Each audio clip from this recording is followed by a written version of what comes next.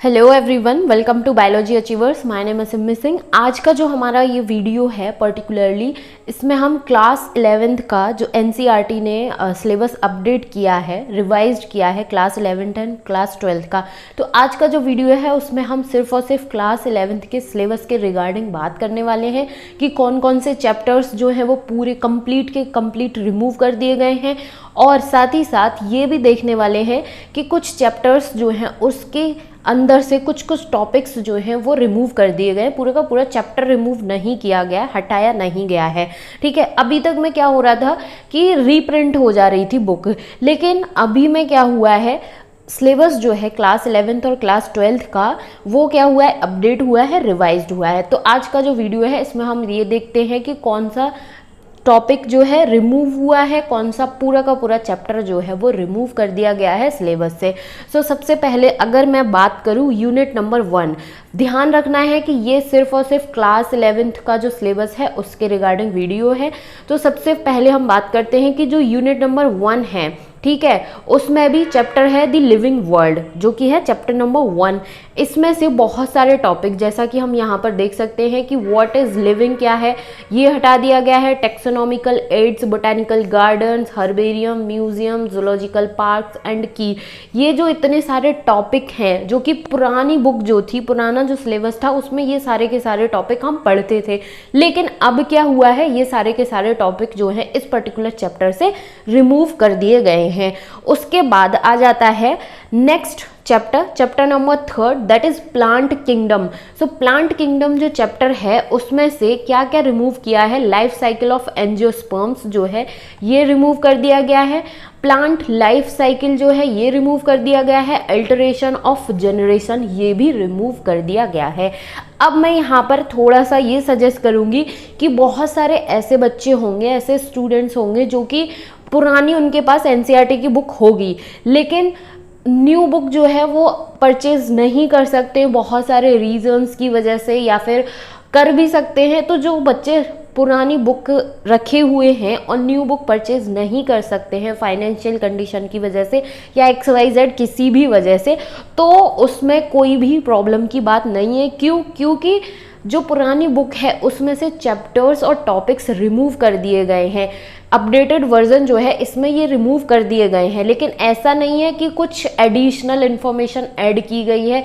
अगर यदि छोटी मोटी कुछ एडिशनल इन्फॉर्मेशन ऐड की गई है तो वो बहुत ज़्यादा ऐसा हर्डन जो है क्रिएट नहीं करेगी हमारे प्रिपरेशन पर। तो अगर यदि नहीं परचेज कर सकते हैं बुक किसी भी वजह से तो कोई प्रॉब्लम की बात नहीं है, पुरानी बुक जो है उसको भी फॉलो कर सकते हैं। उसमें क्या करना है, ये जो सारे के सारे टॉपिक्स हैं वो हमें कट कर देने, रिमूव कर देने हैं खुद से।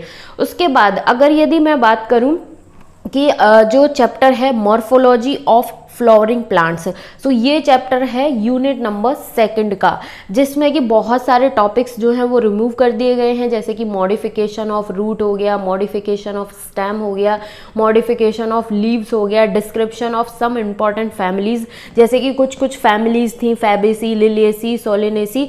तो उसमें से उन फैमिलीज में से ये जो फैबेसी, लिलिएसी, ये जो 2 फैमिली हैं ये भी रिमूव कर दी गई हैं इस पर्टिकुलर चैप्टर से।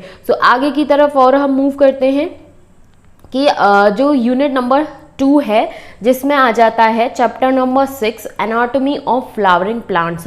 ये जो चैप्टर है इसमें से भी बहुत सारे टॉपिक जो हैं वो रिमूव कर दिए हैं, जैसा कि हम यहाँ पर देख सकते हैं। Meristematic tissue, permanent tissue, secondary growth, vascular cambium, cork cambium, secondary growth in roots.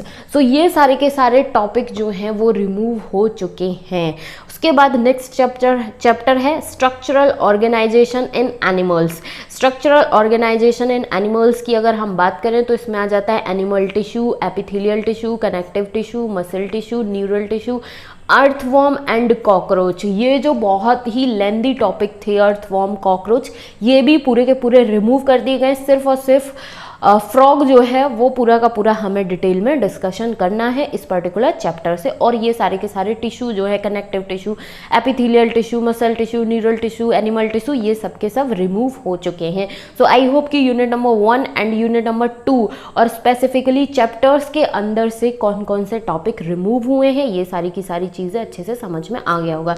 Unit number 3 की अगर मैं बात करूँ तो उसमें चैप्टर नंबर है 8 जो कि है cell the unit of life, वो एज इट इज़ है। उसके बाद चैप्टर नंबर है 9 जिसको हम बायोमोलिक्यूल्स के नाम से जानते हैं। सो बायोमोलिक्यूल्स जो चैप्टर है उसमें से रिमूव क्या क्या हुआ है, nature of bond linking monomer in a polymer, ये टॉपिक रिमूव हो गया है।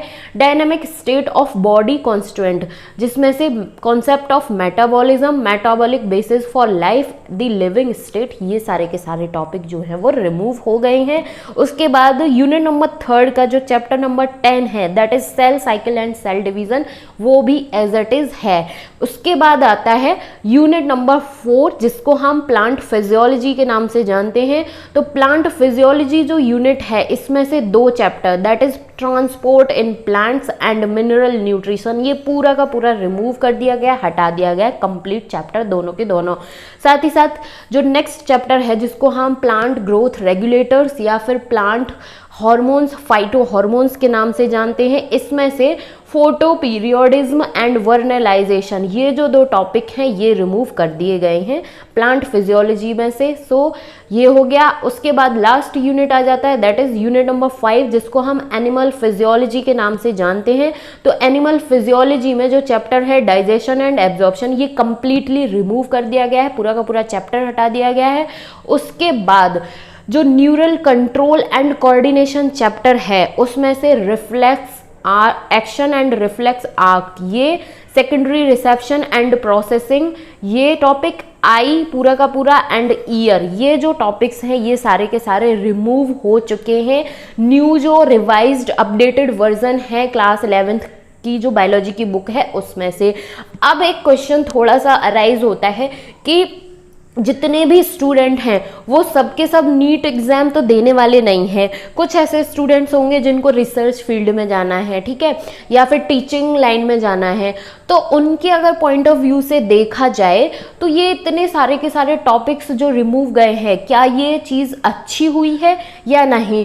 मेरे पॉइंट ऑफ व्यू से अगर मैं बात करूं तो मुझे ऐसा लगता है कि बहुत सारे ऐसे टॉपिक हैं यहाँ पर जो कि एक स्टूडेंट का बेस डेवलप करते हैं। अगर किसी भी स्टूडेंट को प्लांट्स के ऊपर स्टडी करनी है, रिसर्च करनी है, या फिर किसी भी स्टूडेंट को एनिमल्स के ऊपर स्टडी करनी है, रिसर्च करनी है आगे जाकर, या फिर टीचिंग लाइन में जाना है, तो अगर यदि उन स्टूडेंट्स के पॉइंट ऑफ व्यू से देखा जाए तो ये बेस डेवलप करने वाले टॉपिक्स थे जो कि रिमूव कर दिए गए हैं। तो कहीं ना कहीं थोड़ी बहुत तो चीज़ ऐसी है कि नहीं करना चाहिए, बिकॉज सारे के सारे बच्चे नीट एग्ज़ाम देकर डॉक्टर तो बनने वाले नहीं हैं, सबका अपना अपना एक एम होगा। तो मुझे ऐसा लगता है कि नहीं रिमूव करने चाहिए। बाकी जो NCERT CBSE का डिसीज़न है वो हम सब फॉलो करेंगे। सो आज का वीडियो इतना ही है। Thank you so much.